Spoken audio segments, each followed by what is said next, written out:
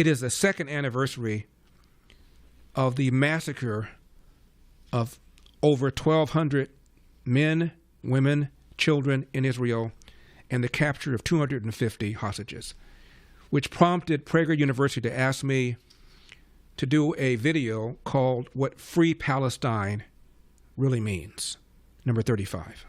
On October 7, 2023, Hamas invaded Israel. They murdered over 1,200 defenseless people, including children. They raped, tortured, pillaged, and took 250 hostages. The next day, large crowds gathered in Western cities, London, Paris, New York, and on college campuses, not to condemn the Hamas terrorists, but to endorse their actions. History will regard this shocking sequence of events in one of two ways, either as the unofficial end of Western civilization or the shock that finally awakened enough people to save it. I say this because Israel personifies the values we associate with Western civilization, both as a source of those values and their modern manifestation. Everything from the Ten Commandments to biotechnology. Israel's enemies, those who attacked on October 7, do not share these values. They have no interest in representative democracy, freedom of speech, or freedom of religion. Hamas and its patron Iran run brutal dictatorships. They make no pretense about their immediate goal, the total destruction of the Jewish state. Their ultimate goal, the subjugation of all non-Muslims. To compare them to the Nazis in their Jew hatred is entirely apt, except for one perverse distinction. The Nazis worked hard to hide their crimes.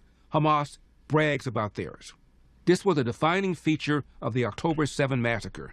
The terrorists used GoPro cameras to broadcast it to the world.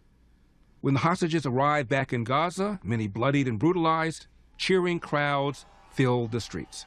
Hamas likely assumed the past would be prologue, that after a limited military incursion, Israel would back down under international pressure as it had under previous wars in 2008, 2012, 2014, and 2021.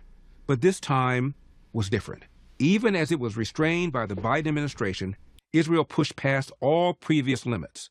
It demanded Hamas return the hostages and relinquish control over Gaza, or face destruction, however long it took. Israel had no choice. All governments understand that their first obligation is to protect their citizens. But for some reason, in the eyes of much of the world, Israel is the exception to this rule. It may defend itself, but only to a point, which is like saying to a surgeon, you can cut out the cancer, but not all of it. As in previous Gaza wars, the burden to end the conflict was placed not on the aggressors, but on the nation they attacked. At any moment, Hamas could have spared its people further suffering by releasing the hostages, but it refused to do so. In response, Israel did what militaries have done throughout the history of warfare, applied greater military pressure with the goal of vanquishing the enemy bent on destroying it. So again, we must ask, why is Israel, the nation savagely attacked, portrayed as the villain and the savage attackers as heroes? By any reasonable moral calculus, shouldn't it be the other way around? It should, but it's not. The reason is tragic, though not surprising. Israel has many haters. First, the Islamists, which sadly includes most of the Arab world and much of the Muslim non-Arab world. Millions of these Islamists, taught from birth to hate Jews, now live in Europe and America, where they engage in furious anti-Israel advocacy. For them, death to Israel and death to Jews is a matter of faith. Second, the anti-Semites, members of humanity's oldest hate club, convinced Jews are to blame for nearly every calamity, impervious to logic and facts. They naturally want Israel gone. Third, the hardened leftists. This group includes many journalists and academics. They despise Western civilization and want to see it brought low. Since Israel embodies Western civilization and all of its supposed ills, Israel is enemy number one. Fourth, the overeducated, those indoctrinated into the leftist narrative. Israel is the oppressor and the Palestinians, the oppressed. In this worldview, the oppressor can do no right and the oppressed can do no wrong. Burning whole families alive is a legitimate form of resistance. Fifth, the ignorant, the protest crowds who self-righteously endorse the latest leftist cause, whether systemic racism, transgender rights, or now settler colonialism. They chant from the river to the sea without knowing or caring which river, or which sea. 6, a growing faction on the right that resents Israel because they think it drags the U.S. into Middle East conflicts against America's own interests. They ignore 2 centuries of United States involvement in the region, starting with the Barbary pirates. For reasons that are difficult to fathom, many indulge the bizarre fantasy that a country of 10 million people controls through blackmail and other malevolent means a nation of 350 million people, and has consistently done so through multiple administrations. All these groups share one thing in common. They effectively want Israel to commit suicide, to let itself be destroyed. That Israel refuses only enrages them further. That Islamists and anti-Semites advocate for Israel's destruction at least makes sense given their worldview. That others share that goal does not. Because by joining the enemies of Western civilization in pushing Israel to commit suicide, they're cutting their own throats. I'm Larry Elder for Prager University. The thing that's mind-boggling about all of this, when I hear, for example, Israel is accused of committing genocide. Was there a quote-unquote genocide on October the 6th?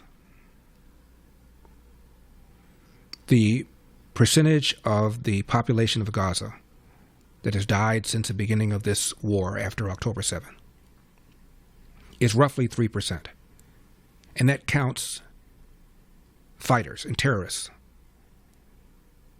Genocides in the past, whether we're talking about the genocide of Jews during World War II, the genocide of Armenians by the Turks, genocide of the Tutsis in Rwanda, you're talking about the elimination of 50%, 60%, 70% of the targeted population. This is 3%. Does anyone doubt that if Israel truly had the desire to commit genocide, it has the means and the capability to do so? As Coleman Hughes was trying to explain to Joe Rogan, we'll repeat that for you in just a few minutes. What Hamas has done is to intentionally put military facilities, embed them with the civilian population in order to produce civilian casualties. So people then accuse Israel of engaging in a genocide, a so-called genocide that did not take place until the massacre of October the 7th. It is maddening that they get away with it. And more nations are rewarding what happened by recognizing an independent Palestinian state, including the UK. When we come back, I want to remind you of what Coleman Hughes told Joe Rogan about how Hamas fights, how Hamas commits a war crime the way they fight. And what in the world is Israel supposed to do? They try their best to avoid civilian casualties. They do a better job of it than we did in Iraq and Afghanistan. No one accused us of engaging in genocide, but they accuse Israel of engaging in genocide. It is maddening. For full shows, live and on demand, it's Salem News Channel.